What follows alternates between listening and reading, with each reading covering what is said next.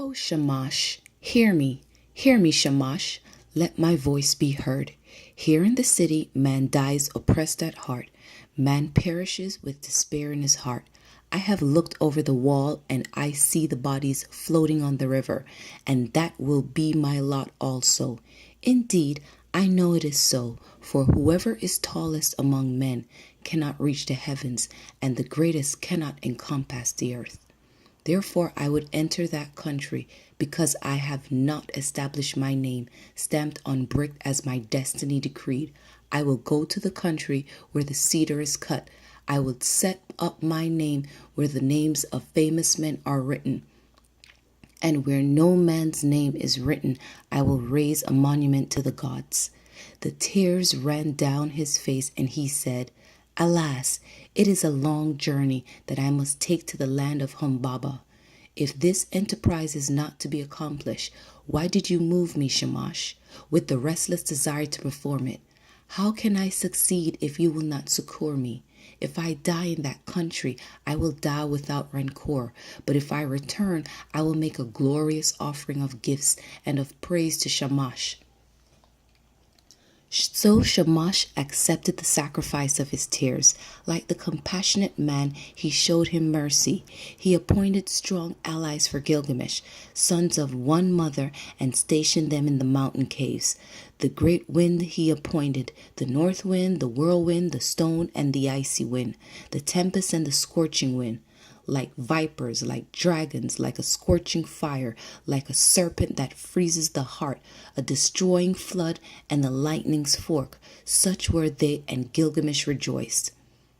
He went to the forge and said, I will give orders to the armors. They shall cast us our weapons while we watch them. So they gave orders to the armors, and the craftsmen sat down in conference. They went into the groves of the plain and cut willow and boxwood. They cast for them axes of 90 pounds, and great swords that cast with blades of 60 pounds each. With pommels and hilt of 30 pounds, they cast for Gilgamesh the axe, might of heroes, and the bow of Anshan. And Gilgamesh was armed and Enkidu, and the weight of the arms they carried was 30 pounds. The people collected, and the counselors in the streets and in the marketplace of Uruk. They came through the gate of 7 bolts, and Gilgamesh spoke to them in the marketplace. I, Gilgamesh, go to see that creature of whom such things are spoken, the rumor of whose name fills the world. I will conquer him in his cedar wood and show the strength of the sons of Uruk. All the world shall know it.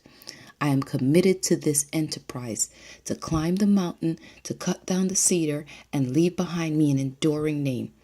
The counselors of Uruk, the great market, answered him.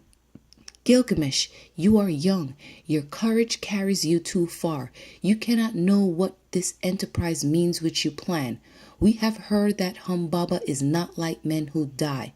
His weapons are such that none can stand against him. The forest stretches for 10,000 leagues in every direction.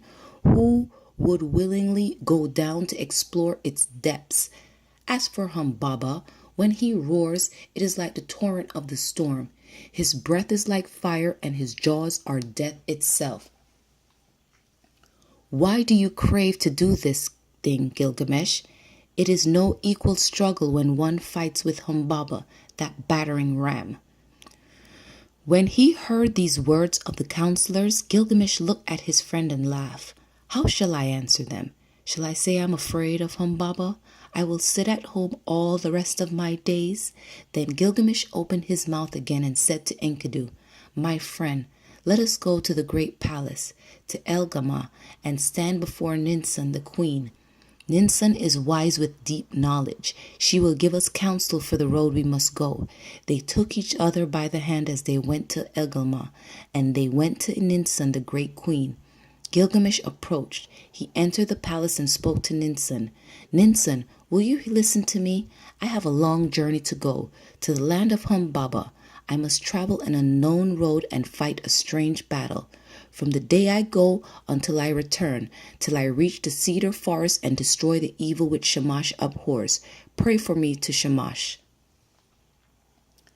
Ninsen went into her room. She put on a dress becoming of her body. She put on jewels to make her breasts beautiful. She placed a tiara on her head, and her skirt swept the ground. Then she went up to the altar of the sun. Standing upon the roof of the palace, she burnt incense and lifted her arms to Shamash as the smoke ascended. "O Shamash, why did you give this restless heart to Gilgamesh, my son? Why did you give it? You have moved him, and now he sets out on a long journey to the land of Humbaba to travel an unknown road and fight a strange battle. Therefore, from the day that he goes to the day he returns, until he reaches the cedar forest, until he kills Humbaba and destroys the evil thing which you, Shamash, abhor, do not forget him. But let the dawn, Aya, your dear bride, remind you always, and when day is done, give him to the watchman of the night to keep him from harm."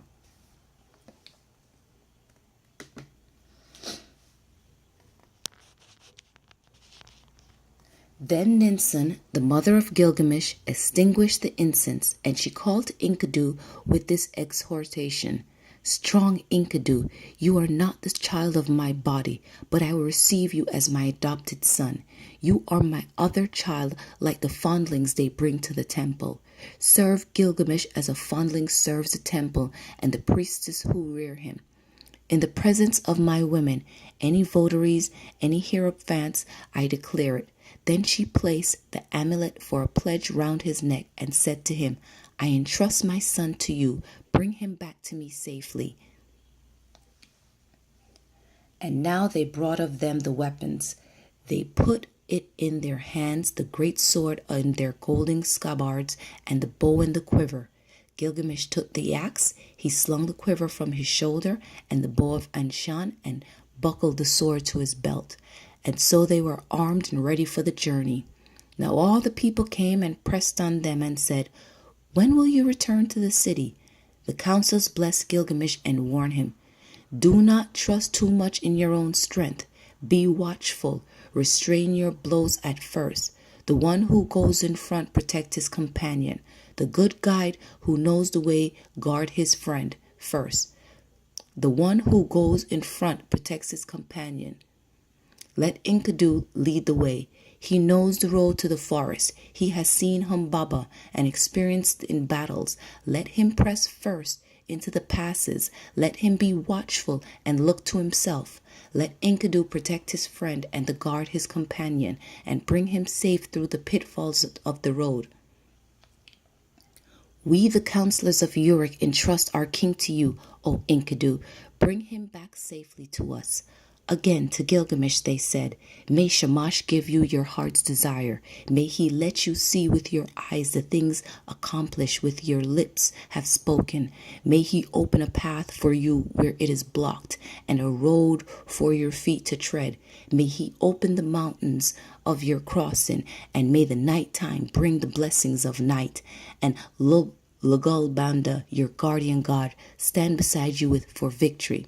May you have victory in the battle as though you fought with a child.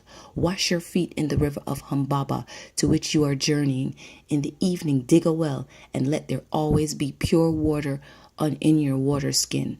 Offer cold water to Shamash, and do not forget Lugalbanda." Then Enkidu opened his mouth and said, "Forward, there is nothing to fear. Follow me, for I know the place where Humbaba lives, and the paths where he walks. Let the counselors go back. There is no cause for fear."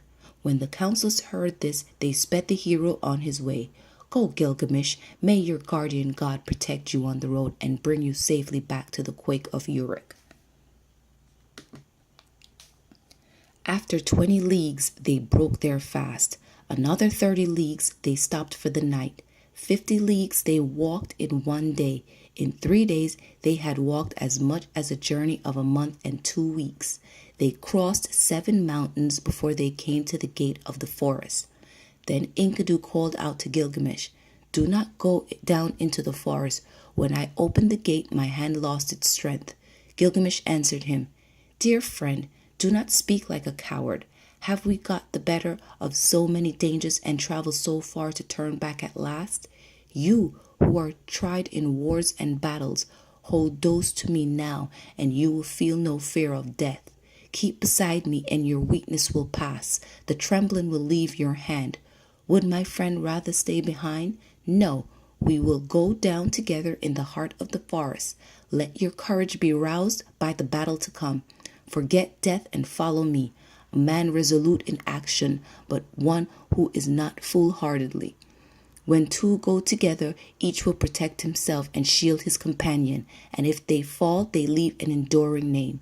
Together they went down into the forest, and they came to the green mountain.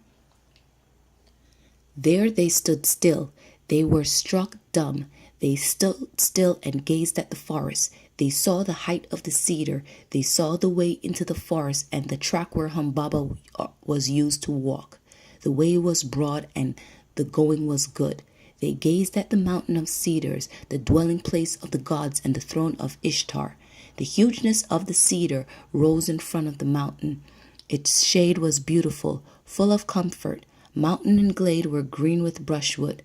There Gilgamesh dug a well before the setting sun. He went up the mountain and poured out fine meal on the ground and said, "O mountain, dwelling of the gods, bring me a favorable dream." Then they looked at each other by the hand and lay down to sleep, and sleep that flows from the night lapped over them.